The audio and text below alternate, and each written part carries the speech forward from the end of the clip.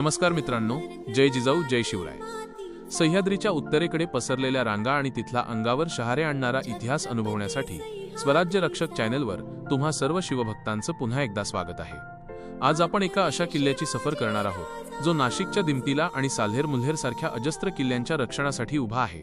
आपण बोलतोय नाशिक जिल्ह्यातील कळवण तालुक्यात असलेल्या अतिशय सुंदर आणि ऐतिहासिक हातगड किल्ल्याबद्दल। सापुतारा या थंड हवेच्या ठिकाणापासून अगदी जवळच असलेला हा किल्ला म्हणजे जणू गुजरात आणि महाराष्ट्र या सीमेवरील एक बुलंद पहारेकरीच आहे।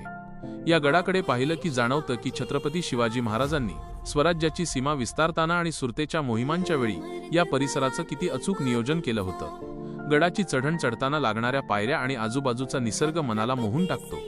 गडाच्या प्रवेशद्वारापाशी आल्यावर आपल्याला त्या काळातील स्थापत्यशैलीची साक्ष मिळते।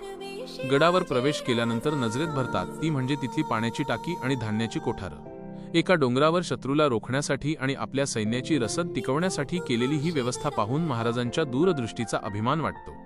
गडाच्या माथ्यावरून दिसणारा डांग परिसराचा विहंगम नजारा आणि खोल दऱ्या पाहताना शत्रूची इकडे येण्याची हिंमत कशी झाली नसेल याची प्रचिती येते।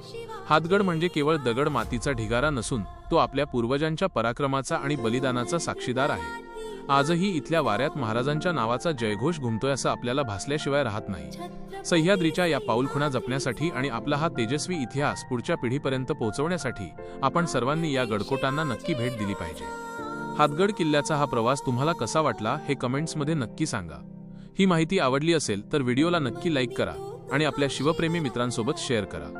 आपल्या मातीचा गौरवशाली इतिहास पाहण्यासाठी स्वराज्य रक्षक चॅनेलला सबस्क्राईब करायला विसरू नका। जय जिजाऊ जय भवानी जय शिवराय।